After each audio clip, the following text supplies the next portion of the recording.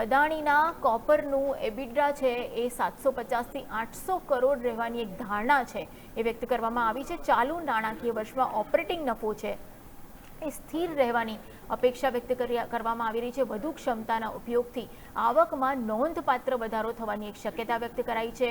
Margin ઘટશે પરંતુ ઊંચા વોલ્યુમની અસર છે એ ઘટશે એવું મનાઈ રહ્યું છે। જૂન ક્વાર્ટરમાં કંપનીનું એબિડા 749 કરોડનું રહ્યું હતું। જૂન ક્વાર્ટરમાં કચ્છ કોપરની આવક છે એ 10,922 કરોડ રહી છે। જૂન ક્વાર્ટરમાં એબિટા માર્જિન છે એ લગભગ 60% રહ્યું છે અને લાંબા ગાળે એબિટા માર્જિન છે એ 5% રહેવાની એક અપેક્ષા છે એ રાખવામાં આવી છે। કચ્છ કોપરનું જૂન ક્વાર્ટરમાં વેચાણ છે એ 64,700 ટનનું રહ્યું છે।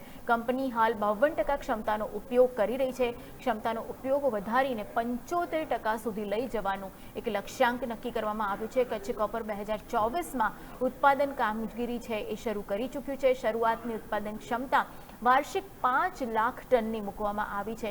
વધતી ક્ષમતાથી ભારતની જે કોપરની આયાત છે એ ઘટવાની એક શક્યતા છે એ વ્યક્ત થઈ રહી છે।